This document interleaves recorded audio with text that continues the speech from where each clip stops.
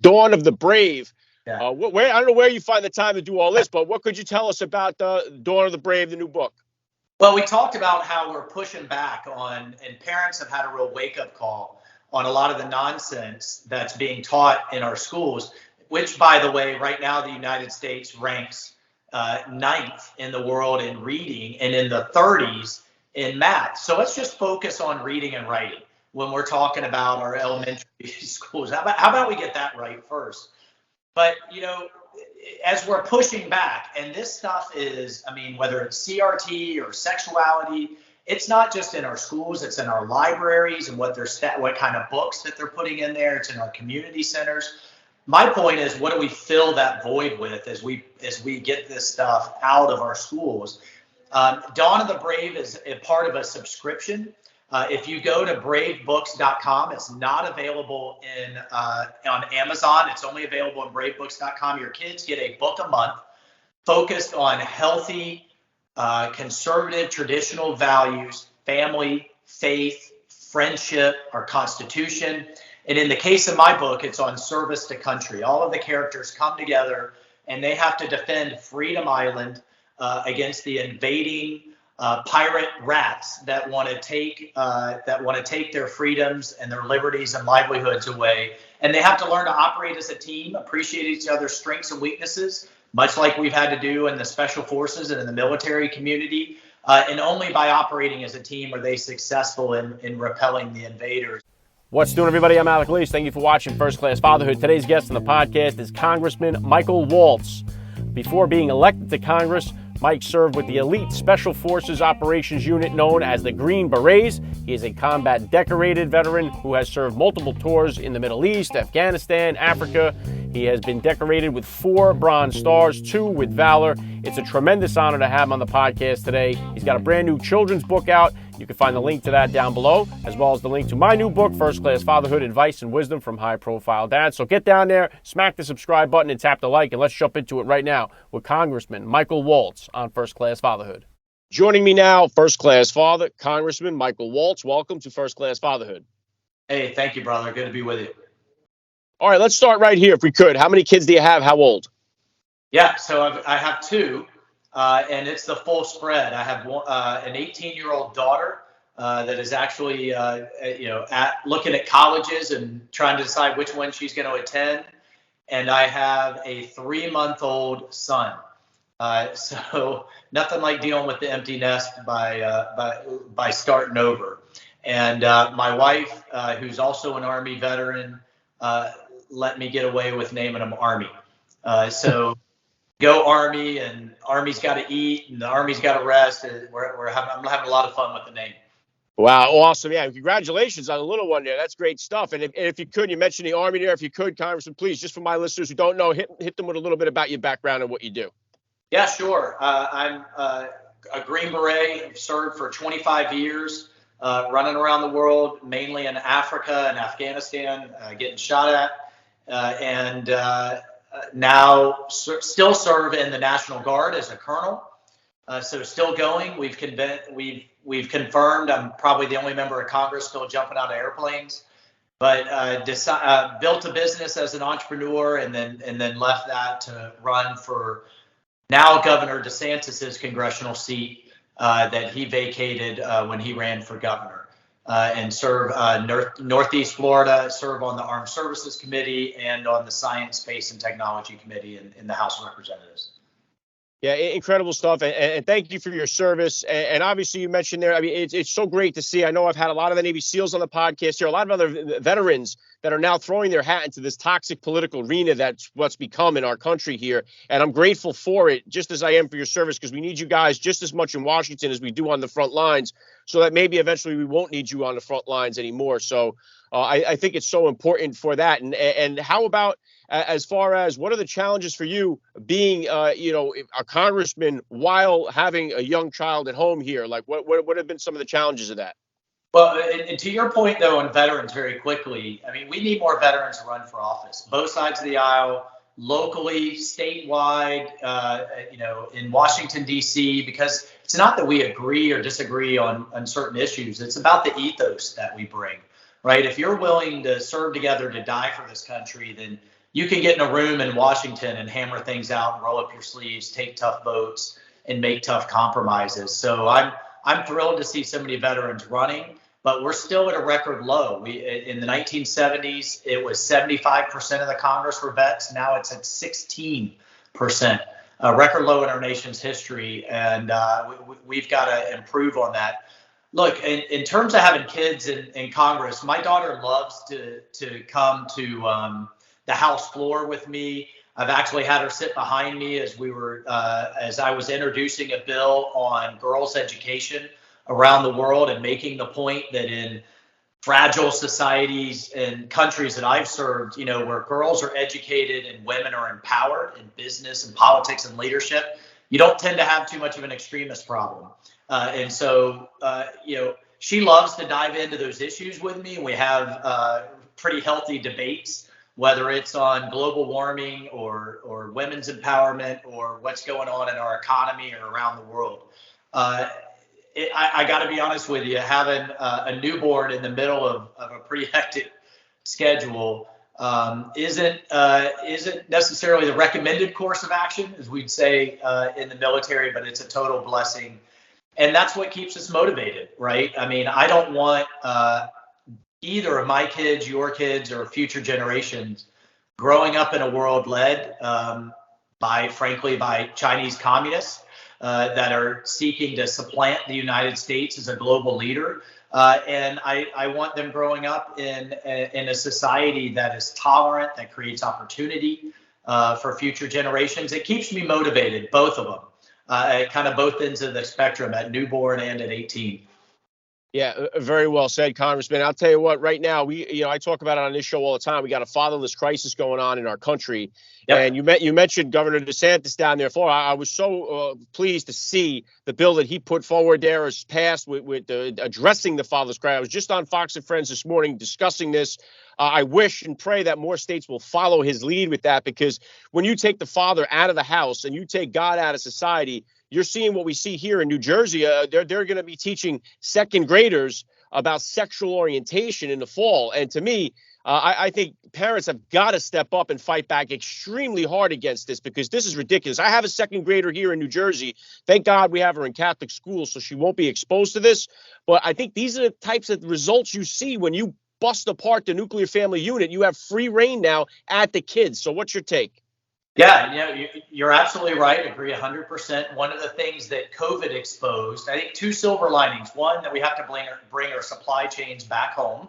That mask, gowns, gloves, while we may like them cheap and made in China, if the Chinese Communist Party can cut them off, much less our critical minerals or pharmaceuticals and other things, that's a problem. But to your point, the other silver lining is that it exposed what's being taught in our schools. The lockdowns and having our kids educated over laptops so that we can all hear what they're being taught, I think was a real wake-up call for parents.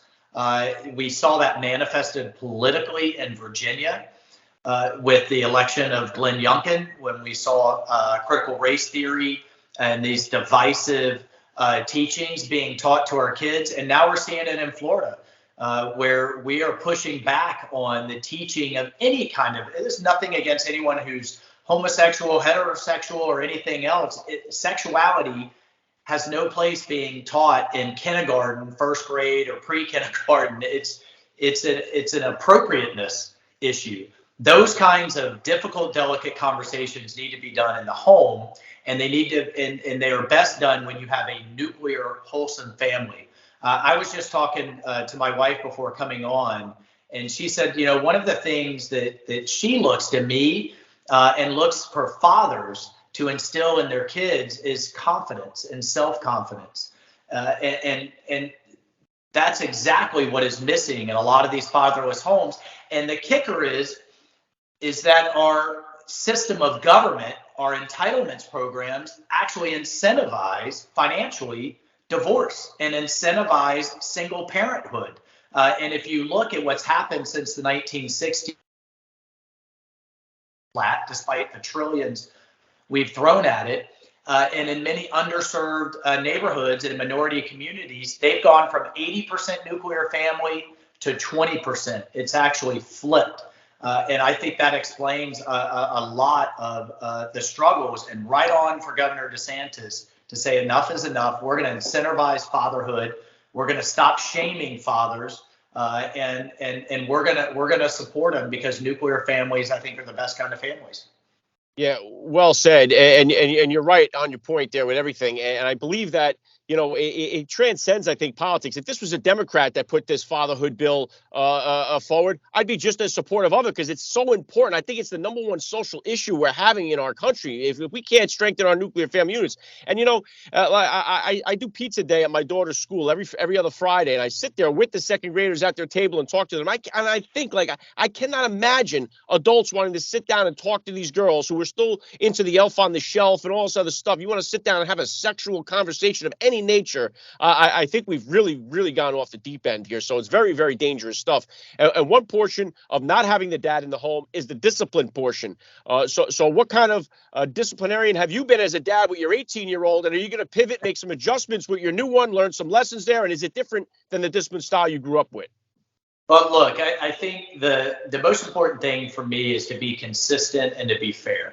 And that's not just my style as a parent. That's what I try to also be as a legislator. And what I think so many people are up in arms about is they feel like we have a two-tier justice system, or, rules for thee, but not for me. And we see that in COVID and who's being investigated. We're seeing it politically. So, to bring that back home, it's leading by example. That's a hallmark of the military. It's not telling your kids to do one thing while you do another thing. I would never ask one of my Green Berets to do something I wasn't willing to do. And it's about applying that fairly. And kids, man, they get that at an early age, and they definitely will call you out on it as a teenager. So that's kind of been first and foremost for me. Yeah, very cool. And in the middle of all this, Congressman, you got a children's book now out, Dawn of the Brave. Yeah. I don't know where you find the time to do all this, but what could you tell us about Dawn of the Brave, the new book?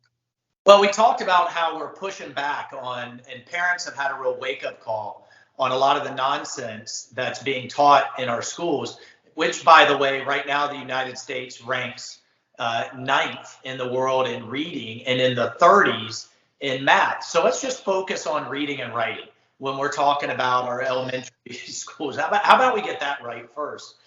But, as we're pushing back, and this stuff is, whether it's CRT or sexuality, it's not just in our schools, it's in our libraries and what kind of books that they're putting in there. It's in our community centers.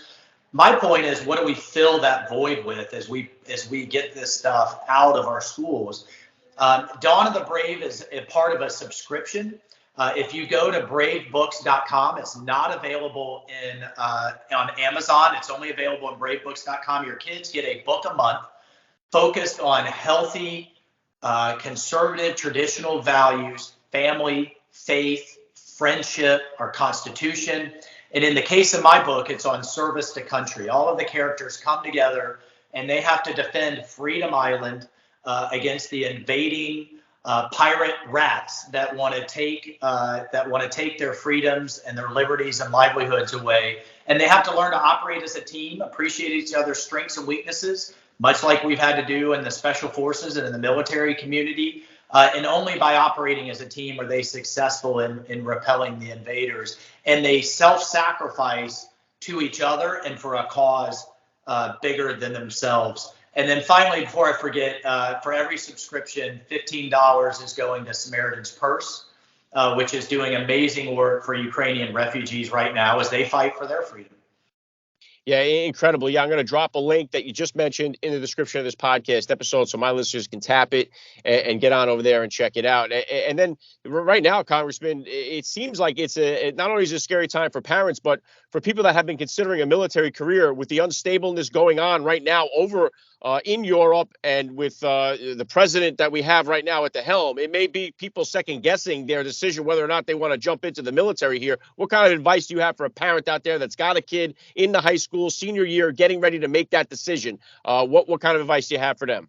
Yeah, look, obviously there's risks involved, jumping out of planes, kicking in doors, operating on a submarine. But I have yet to come across a veteran who says, you know what, Congressman, I regret my service, right? I mean, they look back on the bond and brotherhood and sisterhood that they established, the life skills that they walk away with, teamwork, leadership, discipline, followership, not to mention the actual technical skills. And in the sense of pride, when you're looking back on your life, that you are willing to give all for your fellow American, for your family, and for the values that red, white, and blue flag represents. So regardless of whether, of who we have at the helm and commander in chief, this great nation, I think, is always worth serving and stepping up to serve. As a parent, look, that can be scary stuff. My poor mother wouldn't watch the news for the entire year of every deployment I was gone. Serving is a team effort. And that's why I'm so passionate about taking care of families of service members, because if one of my Green Berets is going downrange to do bad things to bad people, and he's worried about his family back home, his mind isn't going to be on the mission. So it is a family effort. It's a team effort. There's a lot of sacrifice involved with it, but it's absolutely worth doing. Awesome stuff. And what about what's next for you? What kind of goals? Do you have any plans on wearing that Green Beret in the Oval Office someday? What are the big aspirations you have going on? Man, look, I aspire, in the House of Representatives, we get reelected every 2 years. It's every other year we're on that ballot. And while that can be brutal sometimes, that's the way our founders intended it. I'll be on the ballot this fall. The people get a voice and a vote on the job I'm doing. I take we the people very seriously because they're my boss. And I think too many people in Washington lose sight of that. And then I hope, if we flip the House, to take over as chairman of the Committee on Readiness. That has responsibility for all of our training. And we're going to cut a lot of this nonsense that we've been talking about out of our military too, where in our military academies, they have critical race theory going on. We're going to get that cut out. There's nothing more divisive than teaching you that your squad mate is an oppressor or oppressed. And so we've got a lot to get done in the House. And that's what I'm focused on, man. Yeah. And again, to your point of needing more veterans involved in the House, in the Senate, in politics in general, is because you guys have been there, done that, and you guys know what you're talking about, much more so than somebody who's never put the boots on. So God bless you for what you're doing. The last thing I want to hit you with here, Congressman, I love to ask all the dads that I get on the podcast, what type of advice do you have for that new dad or for that about to be father who's out there listening? Well, first of all, I'm sure every response has something to do with stock up on your sleep.